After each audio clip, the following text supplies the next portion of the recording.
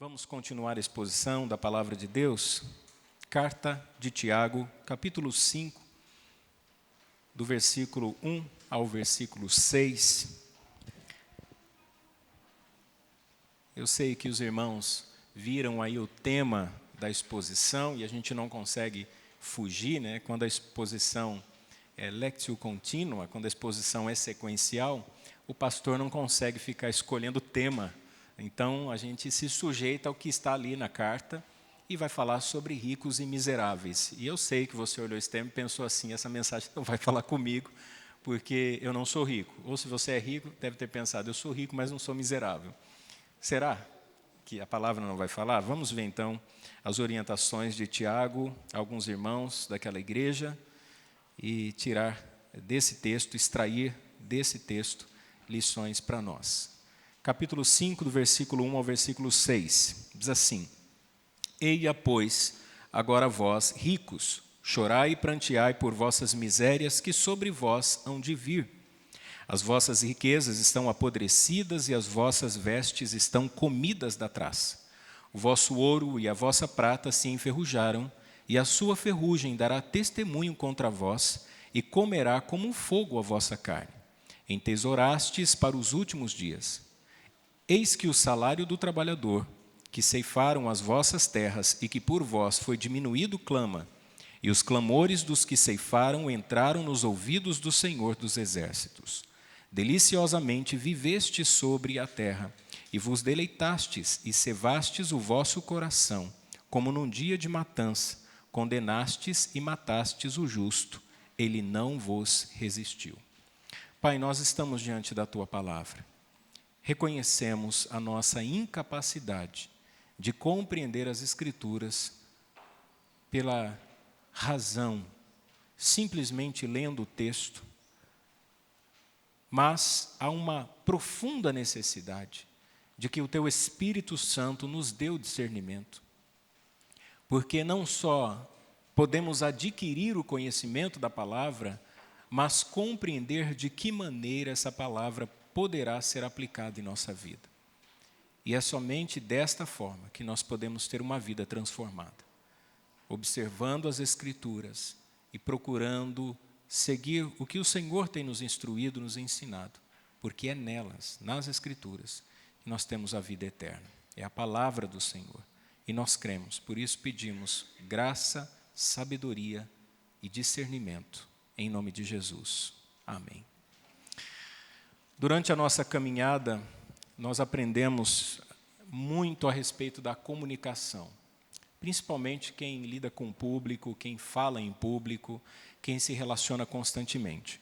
E uma das coisas que eu tenho aprendido é que o tom da nossa voz, ou o volume, a altura com que nós nos comunicamos, diz muito a respeito da nossa postura. Você não grita com pessoas se não houver necessidade. Acho que os maridos aqui não chegam no ouvido da esposa e gritam assim, eu te amo. É lógico, você fala isso de uma maneira carinhosa. Quem lidera uma equipe, trabalha numa empresa, você também não vai ficar falando de forma muito mansa, muito tranquila.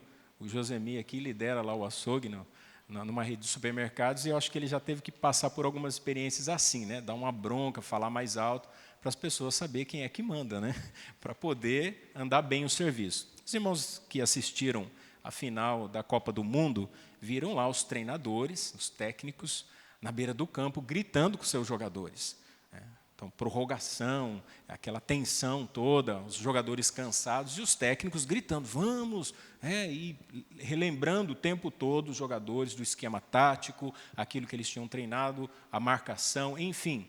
O volume, a altura, da nossa voz diz muito a respeito da nossa autoridade. E há um ditado que diz assim, que o dinheiro fala mais alto. Você já deve ter ouvido isso. Alguém se corrompeu, era uma pessoa íntegra, era uma pessoa que procurava fazer as coisas da maneira correta, mas não resistiu ao poder do dinheiro. O dinheiro falou mais alto. Quando nós ouvimos essa expressão, isso significa que o dinheiro teve a capacidade de submeter o caráter dessa pessoa a certas condições ilícitas ou imorais. Alguém começou a fazer um negócio escuso, um negócio errado, um negócio ilegal, porque o dinheiro falou mais alto. E aí, irmãos, pensando nesse texto, eu fiquei imaginando assim, se o dinheiro fala mais alto, com base nesse texto, a única coisa que o dinheiro pode falar para nós, ou pode gritar para nós, é adeus aos nossos valores. Vejam que Tiago está conversando com alguns irmãos abastados, irmãos ricos, irmãos poderosos e influentes na igreja e na sociedade.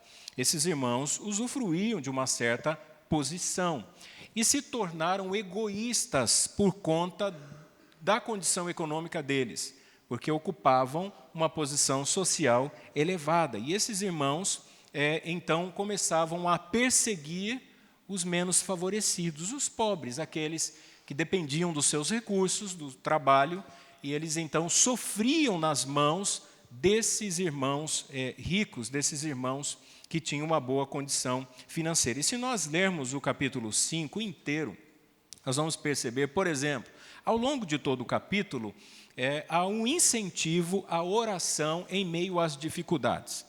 Há uma relação muito interessante quando nós passamos por privações, passamos por momentos financeiros difíceis, passamos por enfermidades, temos problemas para resolver na nossa vida, problemas desafiadores, nós oramos mais.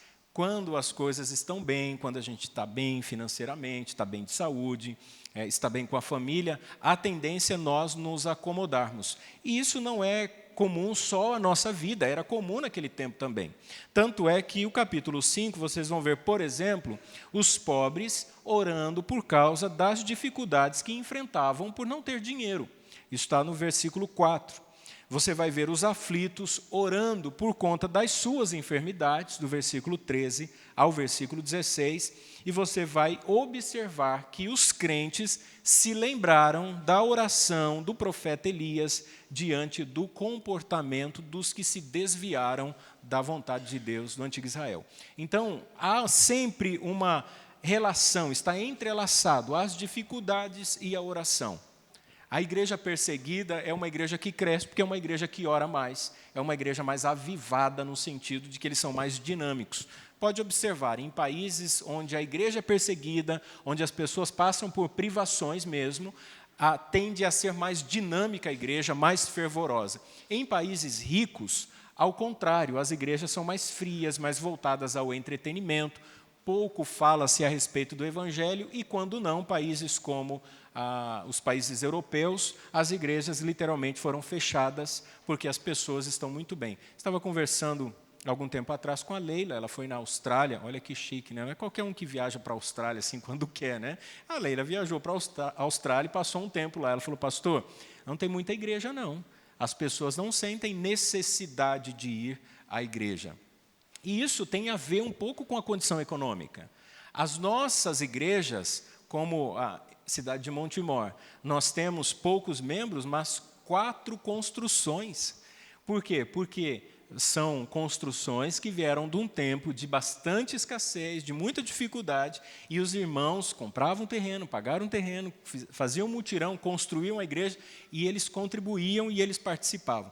Quando nós vamos melhorando economicamente, o Brasil passou por um tempo essa melhora econômica, nós adquirimos carro, uma casa melhor, nós queremos passear, a gente quer ir para o shopping. Quem é que há 20, 30 anos atrás ia para o shopping e deixava o culto de domingo? Lógico que não, né? Nem tinha porque ir no shopping, não tinha nem cartão de crédito. Hoje não, hoje as pessoas gostam de passear, as pessoas compram coisas parceladas para pagar em 10 vezes. Você gosta de consumir, a nossa vida ficou confortável. Nós temos um aparelho de celular na nossa mão, a gente está o tempo todo acessando as redes sociais, a nossa vida é completamente diferente. Quem passa por uma dificuldade tem uma mudança na vida espiritual muito interessante. Há um ditado que diz assim, que o sol que amolece a cera endurece o barro. O crente de verdade, quando Deus prova ele, com uma enfermidade, uma crise financeira, uma perda, uma fatalidade, ele se volta para Deus de maneira tão intensa, ele busca Deus, ele se humilha diante do Senhor. Jejum e oração na Bíblia sempre estão relacionados ao sofrimento. Você não vai ver pessoas no momento bom simplesmente jejuando. Todos esses homens, as personagens da Bíblia, eles jejuavam e se humilhavam diante de Deus por conta do sofrimento. A riqueza, a vida abastada é uma tentação e derruba pessoas das mais inteligentes e capacitadas que você imaginar. Um exemplo, Salomão. E Tiago, então, começa a orientar a igreja, dizendo que devemos tomar cuidado com a riqueza, com o amor ao dinheiro, com o desejo de ser rico. Ele não condena a riqueza em si. Ele não condena e não diz que é pecaminoso você ser rico. Eu sou rico, estou em pecado. Não é isso que Tiago está dizendo. Mas a sua preocupação aqui é no sentido de que o rico se torna egoísta, porque ele coloca a sua segurança no seu dinheiro. Então, a fonte de sua segurança não é o Senhor, mas os recursos que ele tem. Ele pensa assim: eu posso pagar o melhor plano médico, eu posso ir para qualquer lugar do mundo, eu posso pagar qualquer pessoa para fazer um serviço para mim, eu posso adquirir o bem que eu desejar, eu compro o que eu quiser, e ele deixa de confiar no Senhor. Por quê? Porque ele tem muito dinheiro. E essas pessoas aqui, elas estavam se tornando, ou já eram, egoístas, arrogantes, e por isso Tiago exorta, e aqui a base da sua exortação tem 3 motivos que eu gostaria de compartilhar com os irmãos. O primeiro motivo é que o dinheiro, ele não pode nos dar segurança. Eu sei que você gosta de dinheiro, eu também gosto. Eu sei que se alguém chegar para você e falar assim: olha, eu tenho 10 mil reais aí à disposição e eu gostaria de abençoar a sua vida, vou te dar esses 10 mil. Você vai falar assim: amém, obrigado, faz um Pix. É natural. Nós precisamos de dinheiro para fazer tudo. Então, a questão aqui não é o dinheiro em si, mas é colocar no dinheiro uma segurança que é falsa. Porque o dinheiro não pode nos dar segurança. Olha só como ele começa o verso 1. Eia, pois, agora vós, quem? Os pobres? Não, vocês que são ricos. Tiago os exorta a chorar e prantear por vossas misérias, que sobre vós hão de vir.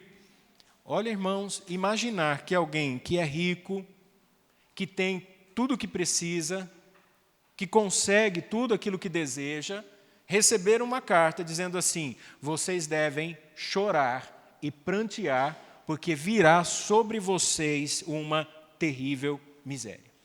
Esses ricos viam nos seus recursos a sua segurança, mas não é assim que Deus via.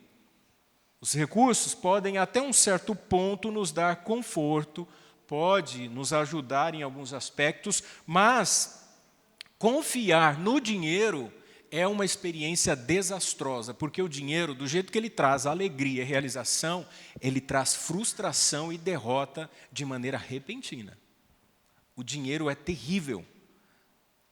Vejam as experiências de pessoas que ganharam na Mega Sena. Várias pessoas tiveram uma vida completamente arrasada depois que se tornaram milionários. Se tornaram infelizes, perderam as amizades, se isolaram da família. Recentemente houve um caso de um sequestro e depois um homicídio. Pessoas que foram ao ponto mais alto e caíram. O dinheiro é extremamente perigoso. Há acontecimentos pontuais na nossa vida que o dinheiro nos ajuda. Você precisa comprar uma roupa, você tem que ter dinheiro. Você quer passar no médico particular, você tem que pagar o médico, senão você vai para o SUS. Você quer comer algo melhor que você deseja, você tem que pagar, ninguém dá de graça. Então, o dinheiro ajuda em questões pontuais. Agora, o dinheiro não traz a felicidade tão desejada. A gente olha as propagandas e vê as pessoas felizes, assim, na praia, né, num resort, ou numa viagem dos sonhos, aquelas viagens internacionais, a gente pensa assim: olha, essa pessoa é feliz porque tem dinheiro, porque está fazendo tudo aquilo que deseja. Não é verdade. Não é verdade. Há muitas pessoas com um bom recurso financeiro e que são pessoas infelizes. Eu compartilhei uma experiência que me impactou bastante, conversando com um pastor de uma das nossas igrejas no Paraná, uma igreja muito grande. Ele falou para mim assim: Pastor Luiz, com a minha idade, já com a vida estabilizada, meus filhos casados, tenho casa, tenho empresa, funcionários, carros, uma excelente igreja. Ele me mostrou no celular 22 câmeras, atendimento, psicóloga na igreja, câmera na sala, câmera na recepção, funcionário na recepção da igreja, uma igreja linda. E ele falou assim: eu entrei numa crise de depressão tão profunda, ao ponto de pegar o meu carro na velocidade a 140 km por hora. Veio na minha mente: agora é só colidir de frente com uma carreta e acabou o seu sofrimento. E eu fiquei imaginando a vida estabilizada, uma excelente igreja, com bons recursos, mas infeliz. Então, o dinheiro que a gente pensa assim: se eu tiver o dinheiro, nossa, tudo está resolvido. Não é verdade. Porque há muitas pessoas que têm dinheiro e têm sérios problemas. E você encontra do outro lado da praça as pessoas que não têm dinheiro e que é feliz, que está o tempo todo celebrando, com gratidão a Deus pela família, pelos filhos, pelo cônjuge, pelos pais, pelo que o Senhor deu, o pão de cada dia. Pessoas que não têm dinheiro na poupança, que não têm aplicações, que não têm salário garantido no final do mês e que têm felicidade porque coloca a sua confiança em Cristo Jesus. Então, Tiago está orientando aqueles irmãos e ele vai dizer assim: as riquezas, em um determinado momento, elas vão desaparecer. Essas riquezas, elas desaparecerão. Verso 2: as vossas riquezas estão apodrecidas e as vossas vestes estão comidas de traça. É interessante aqui, irmãos, que a semente da deterioração, em consequência do pecado que vai gerando a morte, afeta as coisas materiais. Tudo se deteriora, tudo envelhece. Você constrói uma casa linda e maravilhosa num condomínio. Depois de um ano, precisa fazer manutenção. Aquela casa que gastou uma fortuna para construir, ela não permanece do mesmo jeito. No outro ano, a pintura externa está envelhecida por causa do sol e da chuva, a janela já não é a mesma coisa, as portas precisam de manutenção, as torneiras começam a vazar. Ou não é assim? Você compra um carro, sai da concessionária com um carro impecável, plástico no banco, aquele cheiro, de carro novo. Depois de alguns meses, o carro já não é a mesma coisa. Depois de alguns anos, o carro precisa de manutenção. Por conta do desgaste, vai se deteriorando. A gente nasce perfeito. É criança, quantas crianças lindas nós temos na igreja, saudáveis. E aí você lembra da sua juventude, do seu vigor, e você começa a envelhecer, e vem as dores, é dor na coluna, dor no pé, é o problema de memória, o cansaço surge muito mais rápido, você percebe que também está se deteriorando. Então, tudo na vida vai envelhecendo. E aí Tiago pega esse exemplo e diz assim: olha, as vossas riquezas estão apodrecidas. Imagina um pão caseiro, você coloca aquele pão quentinho, fresquinho em cima da mesa, depois de alguns dias, você não come aquele pão e deixa ele vai endurecendo, de repente ele começa a ficar verde por cima, o bolor vai tomando conta e o pão apodrece. A roupa estão comidas de traça. Quem é que não tem uma camisa, uma calça, que você ama usar, que você acha que veste bem, fica bem em você, mas faz tanto tempo que você comprou e você diz assim: não acredito que essa roupa não dá mais para mim usar. Eu gosto tanto dessa camisa, olha só, mas o tecido, se puxar, rasga. Aparece um furinho, uma traça começa a comer, porque tudo envelhece. E Tiago está dizendo: as riquezas de vocês, ela vai envelhecer. É por isso que Paulo, orientando Timóteo, ele diz assim, no capítulo 6, versículo 17 da primeira carta de Timóteo: exorta aos ricos do presente século que não sejam orgulhosos, nem depositem a sua esperança na instabilidade da riqueza, mas em Deus, que tudo nos proporciona ricamente para o nosso aprazimento, ou seja, para o nosso contentamento. É a orientação de Paulo a Timóteo. Olha, fala para os ricos da igreja, esses irmãos que têm boa condição financeira, que eles não fiquem apegados ao dinheiro, que eles não façam do dinheiro a fonte de sua esperança. Não adianta a gente pensar assim, nossa, eu vou aposentar bem, aí eu vou ter uma casa na praia, aí eu quero viver o fim da minha vida, os últimos anos, viver bem. Você não sabe se você vai ter uma doença, você não sabe se vai estar vivo amanhã. Você não consegue prever absolutamente nada. O que Deus dá é para usar agora, para o nosso aprazimento, para o nosso contentamento. Como é bom quando alguém tem condição financeira, pode alimentar bem seus filhos, pode dar boa condição à sua família, aos irmãos.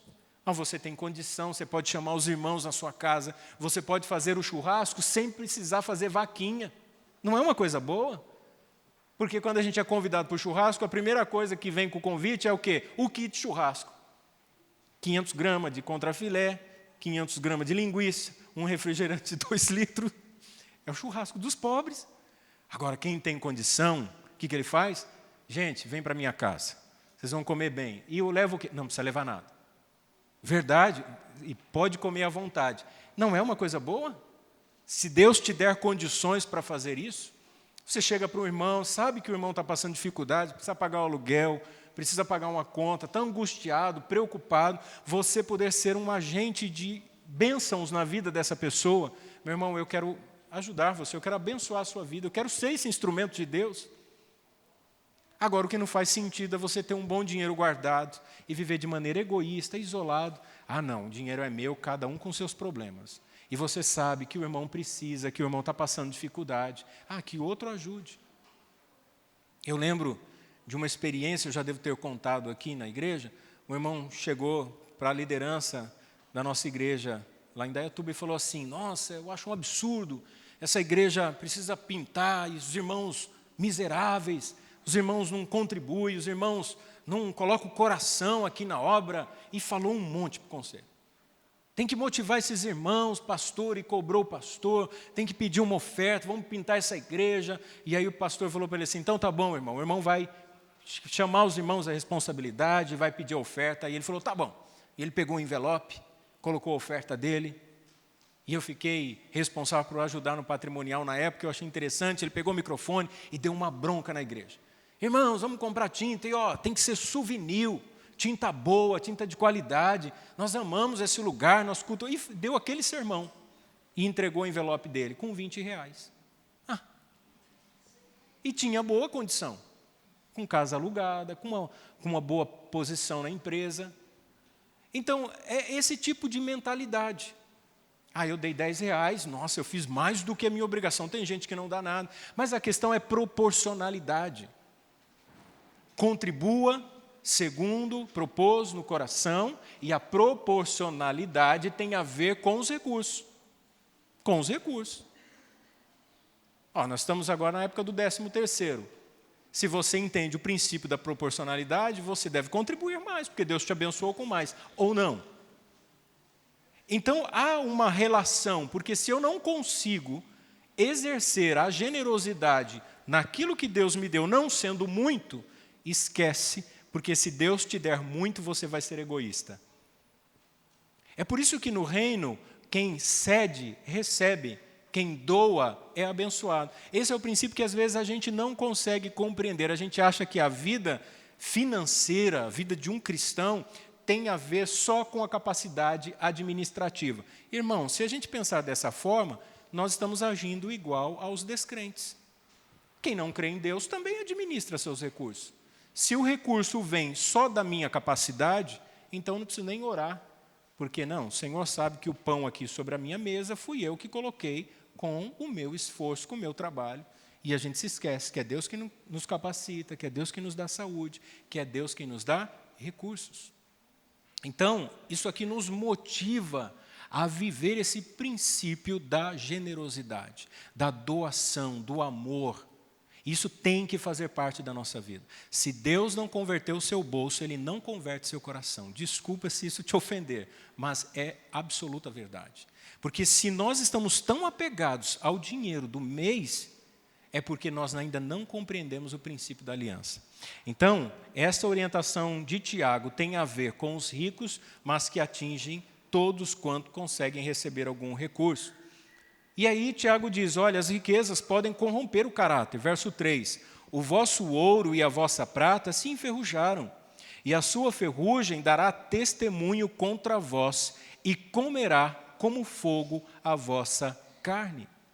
Tiago está dizendo assim, se você é apegado ao dinheiro, se você diz assim, não, esse é o meu dinheirinho, eu preciso guardar esse dinheiro, e eu preciso viver com esse dinheiro, e esse dinheiro, e esse dinheiro, o tempo todo apegado com o recurso, ele diz assim, olha, o vosso ouro e a vossa prata se enferrujaram, vai envelhecendo, e a sua ferrugem dará testemunho contra vós e comerá como fogo a vossa carne. É como um parasita que vai corroendo o caráter da pessoa.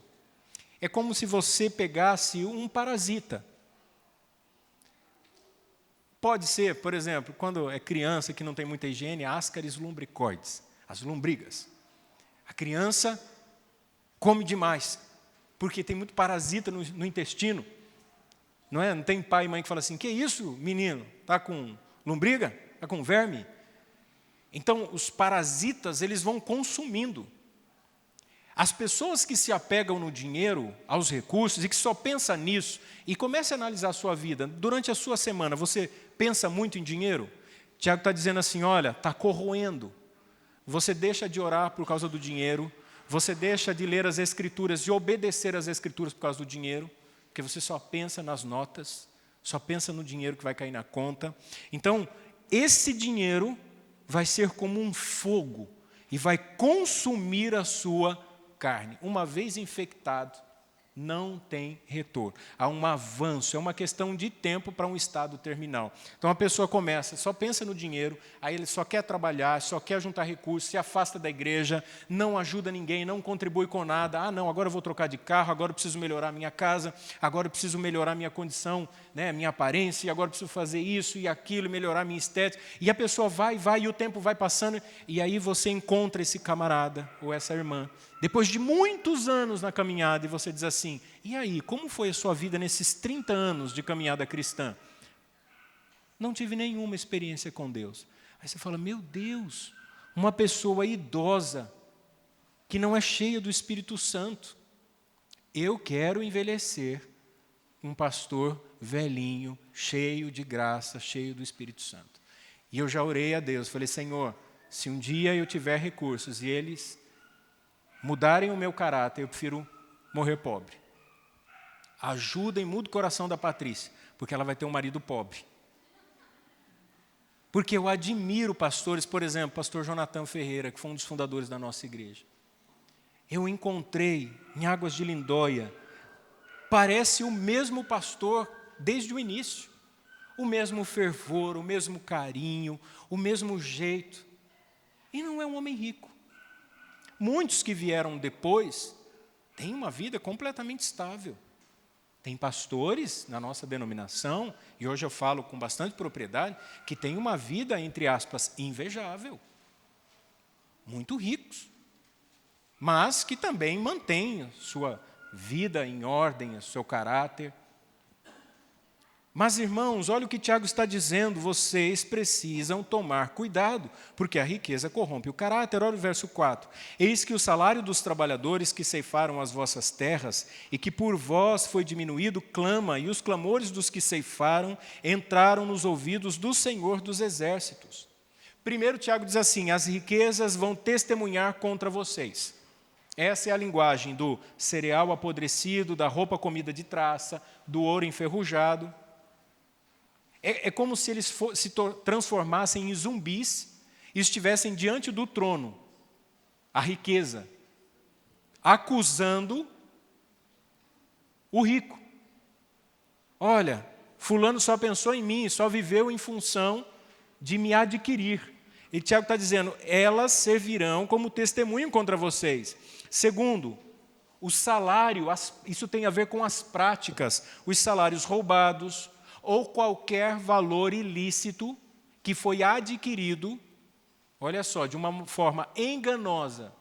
Não é só ser empregador, você fala assim, eu não tenho empregado, então eu não estou devendo para ninguém. Mas se você contrata alguém e não é honesto no pagamento, se você fez gato na sua energia, na sua internet, isso está corroendo o seu caráter. Se você compra e não paga, fica enrolando a pessoa te cobra e você fica, eu vou ver, talvez, um dia, quem sabe. Não pode, crente não pode, se não tem dinheiro, não compra. Dando mau testemunho. Então, tudo que é feito de forma errada, aqui nesse sentido, com o objetivo de usufruir dos recursos de outro, clamarão contra você. É a mesma ideia do sangue de Abel. O que Deus falou para Caim? O sangue do teu irmão clama da terra. Então, quando a gente faz algo ilícito, a gente pensa assim, nossa, me dei bem, hein? Ninguém sabe, pastor nem imagina que eu ganho dinheiro assim. Fulano nem sabe que eu passei ele para trás. Fiz um negócio, olha, enganei fulano. Todos os nossos erros clamam diante de Deus. O Senhor sabe da maneira errada, sabe das malandragens, sabe da picaretagem, é uma expressão chula, mas tem muita gente, sabe daquilo que a gente tem feito, clama diante dele. Por isso que Tiago, ao exortar os ricos, também exorta a todos quanto pensam e se apegam ao dinheiro. Tem rico humilde, tem rico generoso, tem pobre arrogante e miserável. Tem, claro que tem. Tem gente que não tem onde cair morto, mas é arrogante, é difícil, pessoa pobre e egoísta. E há ricos e abastados que são simples, são humildes. Eu já fui recebido em excelentes casas de pessoas com bom dinheiro e que são pessoas acessíveis. E já tive que lidar com pessoas que não têm nada, mas o nariz, empinado. Então, isso tem a ver com o caráter. E Tiago, então, nos orienta a tomarmos bastante cuidado. Por quê, irmãos? É bom ter coisas que o dinheiro pode comprar? Claro, é lógico que é bom. Mas só quando temos coisas que o dinheiro não pode comprar. Você pode ter as coisas que o dinheiro pode comprar. Você pode comprar o celular, você pode comprar roupa, você pode comprar um carro. Você pode ter. Se você tem condições, compre. Desde que você tenha coisas que o dinheiro não pode comprar. E aqui não é propaganda do Mastercard, não. Porque do que adianta você ter uma excelente casa se você não tem um lar? Do que adianta ter um anel com um brilhante se não existe amor? Do que vale? Por isso é importante nós pensarmos que tudo aquilo que nós fazemos, ou seja, na vida cristã, nós perdemos tudo aquilo que nós retemos. A gente pensa assim, nossa, eu estou retendo, eu vou acumular, e aí você morre e deixa todo esse dinheiro. E para quem foi? Foi para a glória de Deus? Não, claro que não. Tiago diz, todo esse recurso, se você tem bastante dinheiro que você não vai usar, e tem irmãos passando necessidade, quando você morrer diante de Deus, esse recurso que ficou lá na aplicação vai clamar diante de Deus, e vai dizer assim, ele não foi generoso. A sua palavra orientava para que ele fosse generoso. Ele não foi. Mentiu. Disse que não podia. Disse que não tinha condições. Ou não disse nada. Mas simplesmente não cedeu. Segundo, o dinheiro nos leva a uma vida egoísta. É o que Tiago vai dizer. É como se não bastasse ter adquirido as coisas de uma forma ilícita. Os ricos daquela igreja usavam a riqueza de uma maneira que só aumentava os seus pecados. Eles adquiriram o dinheiro de forma ilícita. E agora essa riqueza estava fazendo com que eles se tornassem cada vez mais egoístas. Então, Tiago nos chama a atenção para o erro em pensar apenas em acumular. Esse é um erro absurdo que nós cometemos. Eu preciso acumular, eu preciso guardar, eu preciso ter, eu preciso poupar. Eu trabalhei para um homem muito rico, e ele foi dono de uma distribuidora de medicamentos. E eu brincando com ele nas nossas conversas, falei assim, Sr. Moselli, qual o segredo para ser rico? Ele falou assim, o tempo que você gasta pensando em economizar é o mesmo tempo que eu gasto pensando em como ganhar.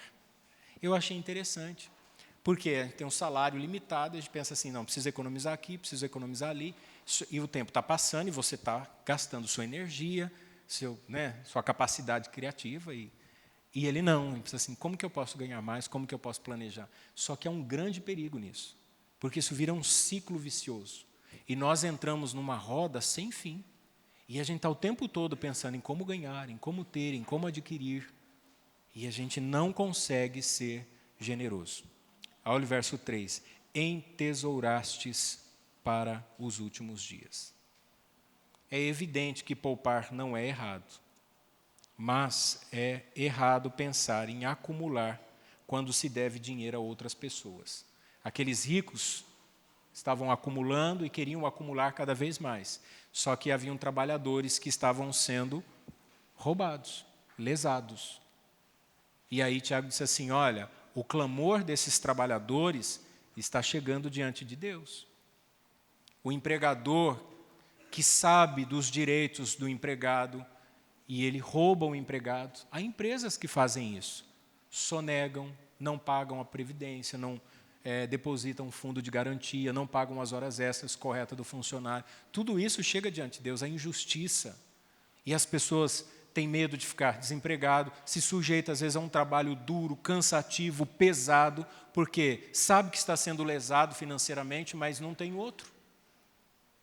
E o empregador sabe disso e continua de uma forma miserável quando alguém é prestador de serviço, um pintor, um pedreiro, e aí ele vai na casa de um rico, você pensa assim, nossa, ele vai ganhar dinheiro, vai trabalhar para rico. É melhor trabalhar para pobre. Porque o camarada que tem dinheiro, ele chora no preço. Aí ele fica manipulando. Vou pensar, depois te dou a resposta, manda o orçamento, talvez. Aí o pobre precisa do trabalho, ele entra em contato e aí vai fechar o serviço. Eu vi com outra pessoa, fica bem menos do que o seu. Mentindo, tem muita gente que faz isso, mente. E o coitado está lá querendo serviço, precisando pagar as despesas de casa. E ele fala, nossa, mas eu fiz por tanto, o senhor achou por esse preço? Achei. Mas eu faço por esse preço. Não, mas se fizer por esse preço, eu vou fechar com o outro. Então tem que fazer mais barato. Aí paga picotado. Tem gente que é assim, né? Deve R$1.000, você vai receber, paga 100.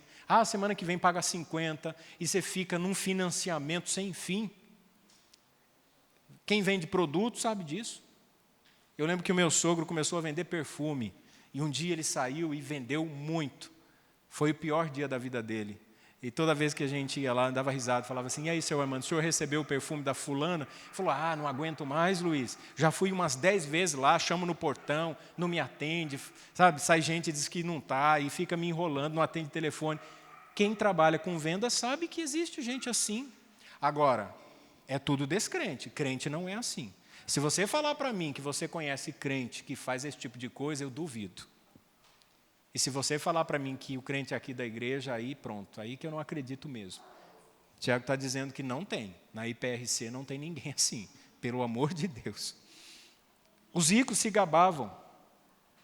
Só que interessante, irmãos, que menos de 10 anos depois dessa carta, o Império Romano avançou, destruiu Jerusalém, e esses ricos aqui perderam tudo. Esses ricos que se gabavam, perderam tudo. Por isso que na vida há duas opções com relação ao dinheiro. Ou você vai entesourar para o último dia, ou você vai ajuntar tesouro no céu. Você é que vai escolher. Ou você junta o seu dinheiro para o último dia, para o seu dinheiro testemunhar contra você, não orava, só pensava em casa, não orava, só pensava em adquirir patrimônio, só pensava em dinheiro. A sua riqueza vai falar diante de Deus. É como se estivesse personificando a barra de ouro, e ela chegasse diante de Deus e falar assim, esse aqui não, esse aqui só pensou em mim, só pensava no dinheiro, ele não pensava no Senhor, não. Ou você vai juntar tesouro nos céus. Vejam, a Bíblia não nos desestimula na prática de poupar ou de investir, mas condena o acúmulo de riquezas. Crente não deve ficar preocupado com isso. Tiago chama a nossa atenção para uma vida de luxo. Eu sei que tem muita gente que tem vontade de uma vida de luxo, de ter as coisas, né? Ficou olhando da internet, acompanhando a vida dos ricos. Olha o que Tiago vai dizer, verso 5. deliciosamente viveste sobre a terra e cevastes o vosso coração, como num dia de matança. Sabe o que significa viver deliciosamente? É ostentação. É a cultura da ostentação. A ostentação é o desperdício. É o excesso de ouro, de roupas extravagantes, de carros milionários. É para mostrar, olha, eu tenho dinheiro para jogar fora, eu rasgo nota de 100 se for preciso, eu gasto com coisas supérfluas. E o desperdício é pecado. Então, pessoas que desejam esse tipo de coisa, de luxo, estão vivendo em pecado. É lógico que todo mundo gosta de coisa boa, e com certeza ninguém deseja passar por dificuldade. Mas a gente precisa entender que há um ponto de saturação. Senão, não tem limite. Eu gostei muito de ouvir o pastor Clebson, é o nosso pastor em Cabriúva. Ele tem vivido um momento muito bom na vida financeira dele. Ele tem a minha idade, aliás, ele é 2 anos mais novo do que eu. Ele tem 40, eu vou fazer 42 no mês que vem. E ele adquiriu um patrimônio milionário. Ele tem uma construtora, faz casas, ele está construindo um resort na Bahia, coisa assim de milhões. E ele falou para mim assim, pastor Luiz, eu vou trabalhar até 50 anos. O que eu conseguir, conseguir. Porque senão eu vou morrer nessa vida estressante. Porque, irmãos, mais difícil do que adquirir o dinheiro é manter a riqueza. Não pense que você vai ficar, quanto mais você tem, mais ocupação, mais preocupação você tem. Porque você começa a viver melhor e isso gera custo. Então você adquire um carro melhor, o carro melhor custa mais a parcela, custa mais na manutenção, custa mais no seguro. Você vai morar no condomínio, custa o condomínio, você tem que ter um jardineiro, tem que ter alguém para limpar a piscina. A sua família se acostuma a isso, você não vai mais comprar lá no atacadão, no açaí, você vai querer comprar no mercado mais nobre, aí você vai comprar coisas mais nobres. Isso muda completamente a sua vida econômica. É por isso que pessoas que têm uma classe social elevada, quando perdem, elas entram em pânico. E aí você vê a pessoa assim, nossa, mas tem tanta coisa ainda e que eu nunca tive, e a pessoa está em pânico, porque ela não tem mais o hábito de viver, ou nunca teve, de viver com poucos recursos. As pessoas vão se acostumando. Olha o que diz o Evangelho de Lucas, capítulo 12, versículo 15. Tende cuidado e guardai-vos de toda e qualquer avareza, porque a vida de um homem não consiste na abundância dos bens que ele possui. Como diz o ditado, dize-me que coisa te falta e eu te direi como viver sem ela. O que é que te falta? O que você deseja e não tem? O Senhor te ensina a viver sem isso. O Senhor te ensina a confiar nele. Olha ainda no verso 5, cevaste o vosso coração como num dia de matança. Sabe o que é cevar o coração? É engordar o coração. É como engordar um boi para o matadouro. Quem cria gado, engorda o gado para poder matar. O rico que vive deliciosamente, que vive no luxo, na ostentação, ele está engordando o coração para o dia do juízo final. Para o dia em que a espada do juízo descerá sobre ele. O dia do matadouro. Vejam todas essas pessoas que você admira na internet, na televisão. Nossa, o jogador levantou a taça do mundo, olha, ganha 28 milhões por ano, olha a mansão, olha, tem o heliponto, tem o iate. Eles estão engordando o coração para o dia do juízo. Porque mesmo essas pessoas poderosíssimas, políticos riquíssimos, de conglomerados de empresas, homens donos de tanta coisa que nem eles sabem. Eles estão engordando o coração. Você vê lá as fotos, né, comendo caviar, lagosta, vinho do Porto, aquela vida chique em Paris, em Nova York, de avião para lá e para cá, jatinho particular, helicóptero, de Lamborghini, Porsche, Ferrari. De vez em quando eu estou na rodovia, passa alguém, aí você fala assim, vai lá, riquinho, exibindo, não liga, você fica com medo de tomar uma multa de R$110, ixi, o camarada passa em tudo que é semáforo e toma multa e não está nem aí. Essas pessoas estão engordando o coração. Tiago diz assim, vocês estão engordando o coração como num dia de matança. Ainda no verso 6, condenastes e matastes o justo, e ele não vos resistiu. Como é que esses ricos faziam isso? Por isso que eu achei interessante essa foto aí de um executivo,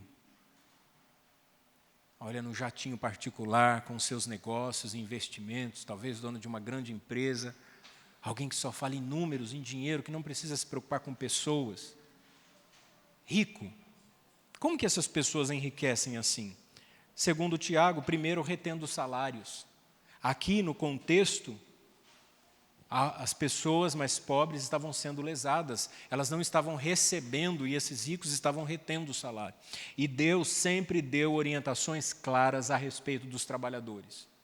Vejam que Deus proibiu oprimir o empregado.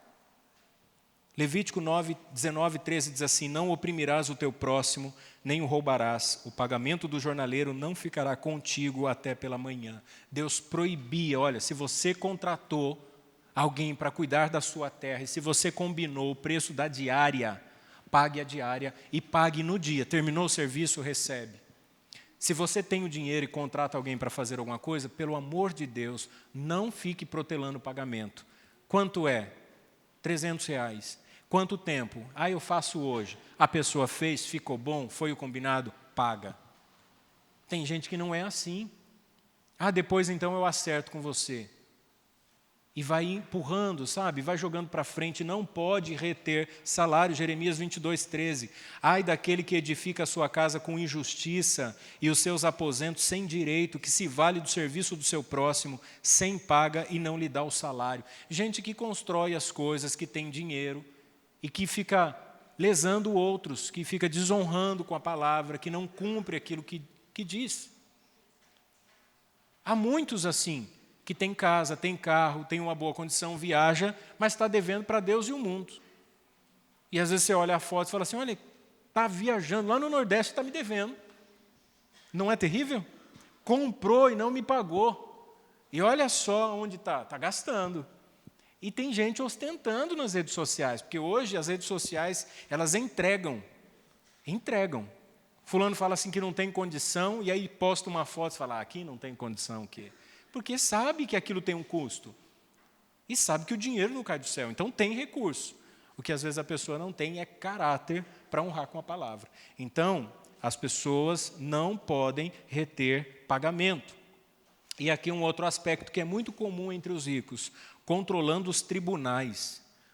Os ricos, eles tinham uma influência nos tribunais e os pobres não tinham advogados naquela época. Quando eles recorriam aos juízes, a jurisprudência da época, eles perdiam simplesmente porque eles estavam em um processo contra alguém que tinha influência nos tribunais. Será que isso acontece?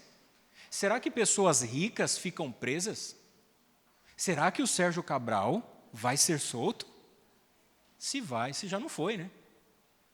900 anos de condenação e foi solto em 6. E a gente não pode fazer nada. E ele desmaiou de alegria. E o camarada pobre cometeu um delito, fica anos e anos preso. O rico, ele tem advogados que frequentam os mesmos lugares dos juízes da Suprema Corte.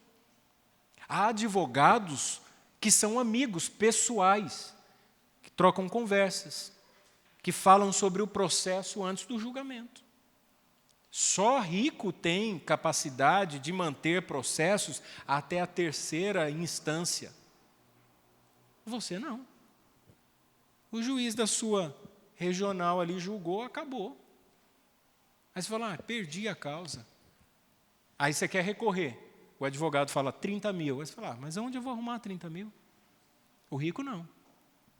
Então, essas pessoas estavam fazendo isso. Por isso que lá no capítulo 2, versículo 6, Tiago disse assim, não são os ricos que vos oprimem e não são eles que vos arrastam aos tribunais? Eu vou concluir dizendo o seguinte, quando Deus assentou Israel na terra prometida, Ele deu ao povo um sistema de tribunais. O próprio Deus fez isso porque Ele sabe que o pecado vai gerar injustiça entre o seu povo. Então Deus deu um sistema. Ele advertiu, por exemplo, os juízes a não serem cobiçosos, Êxodo 18, 21.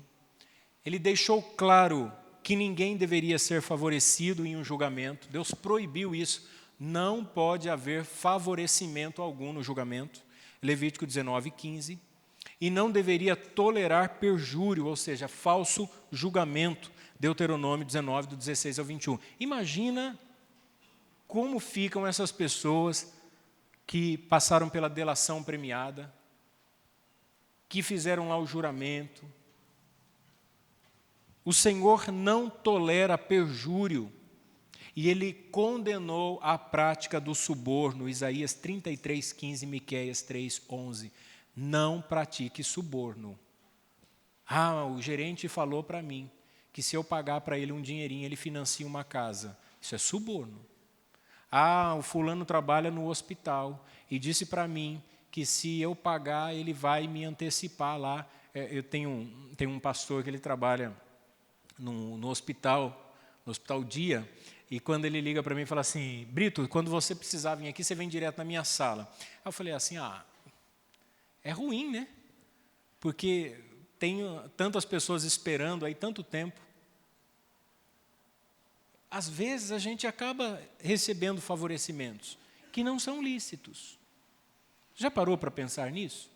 Eu conheço alguém que trabalha na prefeitura, vai passar o meu processo na frente de todo mundo. Falou para mim que se eu der um valor lá, ou o comprador da empresa X me ligou e falou assim, olha, se você pagar para mim 10% do serviço, eu arrumo o serviço para você. Quem trabalha na área de compras de empresas sabe que isso existe, né? A tentativa de suborno. Quantas coisas? Eu vou vender seu carro.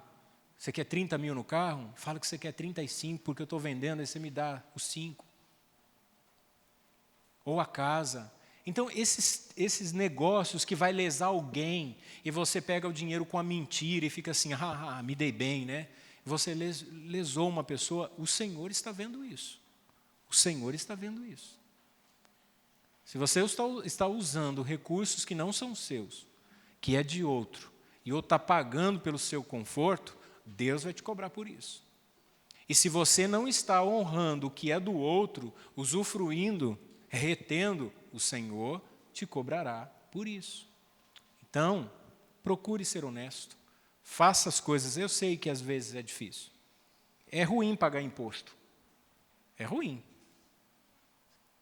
É ruim pagar a internet. É ruim pagar a conta de energia de 300 e poucos reais todo mês. É ruim pagar a Sanasa. Ninguém paga sorrindo. A gente fica alegre porque não tem condição de pagar. Mas isso não te dá o direito de roubar. Uma vez eu fui na casa de um irmão, eu vou falar porque não é daqui, mas se fosse daqui eu falava também. E aí chegou lá, tinha 2 aparelhos de TV. Ele falou assim, esse aparelho aqui pega todos os canais. Eu falei, nossa, e você paga quanto por mês? Eu não pago nada.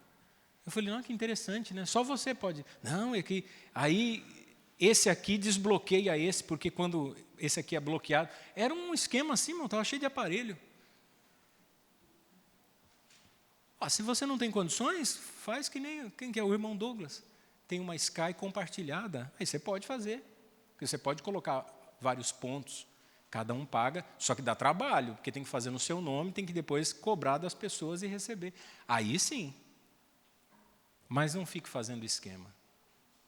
Mas puxou o fio lá, agora não paga CPFL, não paga energia. O Senhor está vendo. Então, tem muitas pessoas que acabam não prosperando, a vida fica um enrosco, uma vida desorganizada. Por quê? Porque não consegue se organizar nas coisas simples. Se não dá, não dá. Eu quero ter tantas coisas, mas não dá. Às vezes você vai, eu preciso comprar, eu vou falar, né? Quem sabe alguém se comove aí. Pelo menos aqui não é pecado falar, né? Eu estava com a Patrícia no shopping, estava olhando um terno, falei, Patrícia, preciso comprar um terno desse para a ordenação dos pastores. Porque os meus ternos estão muito batidos. Os irmãos aqui já sabem até as cores dos meus ternos. Aí você olha o preço, 1.000 e poucos reais. Meu Deus do céu. Aí você vai no terno de 500 reais. Aí parece roupa de defunto, irmãos. Sabe aquele quadradão assim? eu já me vejo no caixão. Eu falei, não, eu quero aquele slim, né, que você não precisa apertar o botão porque a barriga já está para frente, aí você não precisa fechar, fica mais jovial. Mas é caro. E eu vou embora sem levar o terno. Mas também não compro o terno do caixão. Também não. Não dá.